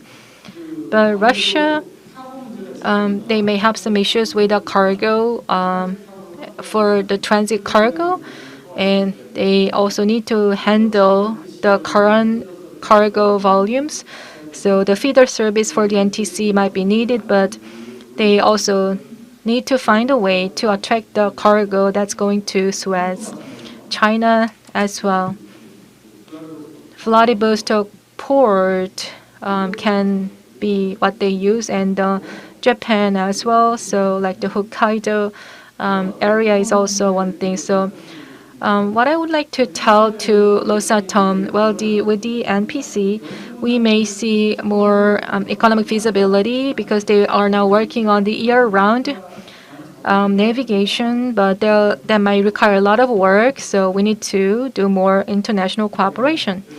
So, for example, in Europe, they have a lot of volume, and Busan port has a lot of cargo as well. So Hamburg or Busan or Bremerhaven of Germany, we may also think about having the direct call for the navigation. So, and that is the last slide. Thank you very much. Please give him a big round of applause. So, well, it was the Korean presentation, so we could understand. So, but he's a professor, and he made a very clear and easy to understand presentation about the current and the next steps of this whole NSR. And about this Alex Topai's presentation, It was very technical, and I was wondering, since this was the result of the joint research project, it might go to academic. So I was not entirely certain whether it's something that can be applied in the field in reality. So that was the question I had in mind. I'd like to ask Mr. Diebold of Self-Complaint. For my question about any top eyes, any idea? Very briefly, just within 1 minute, please. Loud and clear. So basically what Alex Topas said is very important to operate the vessels in the Arctic. For the reason is, as he mentioned, the performance of the vessel. This is the most critically important. I'll give you just a few examples. Basically, this will describe all my answers to you. So if you know the clear ice condition for the vessel, then we can modulate the mapping for it to make sure the vessel is going to be along the mostly safest and the mostly economical way. So just give you like a few examples. During this the trial voyage from Sabeta to China and vice versa. So we got a report, and let's say when the ship is in ice-breaking performance mode, that means so we have to go stern ahead. So we used 450 cubes of the boil of gas a day. If the following vessel, just coming just behind the first one vessel who is breaking the ice, the fuel consumption of the BOG is only 250 cubes. This is the very big figures and very costly for the operation. Okay, so that's why if you know the best way, the best condition of the ice for the passage, then you're going to have a definitely benefit for it, save the money and save the vessels. Because it's not really simple when we say, okay, the vessel is going to be working in the ice-breaking mode. So anyway, so in spite of the fuel cost, so we have lots of the impacts, such as the vibration, okay, like mechanical stresses on the hull, and etc. Okay. So that's basically what he explained to us, this ice monitoring system. So it's very useful to use in the operation of the vessel in the Arctic. Okay? 예, 제가 받은 thank you very much. And my impression is that Alex Topai's this whole application, well, for the self-comfort case, well, it's not really readily applicable for now, but it's a great technology. So I think this whole technology is really advanced, and that's really valuable information. So I hope that soon we can apply that to our vessels. So that was for the 5 presentations that we had. So every year for this Arctic Partnership Week, I attend as a chair or as a speaker every year. So the one thing I felt today was, compared to the past few years, the government or the information is really inspiring, and the whole presentations were very serious and in-depth. So this year, this seminar is really perfect and really advanced. So thank you once again for the 5 presenters who made a great presentations, and also the comments of the Vladislav Zibo. Thank you for your comments. One closing comment, though, due to the COVID-19, we are wearing the masks, and I thought that we could take it off this year, but I hope things will go back to normal and we can really feel peace. So maybe 2022, when we have this Arctic Partnership Week next year, we can smile and we can take the masks off and we can like have a great time after the seminar. So thank you once again. Thank you for listening. And as I mentioned earlier, the session from 4 countries, we had great experts and they joined from Zoom. So for the sessions, they may be very satisfied. And now it's time to close the sessions. So thank you very much. 예, 박 Thank you, Professor Park. We will have a panel discussion in 5 minutes. We will take 5-minute break, and we will start our panel discussion at 5 past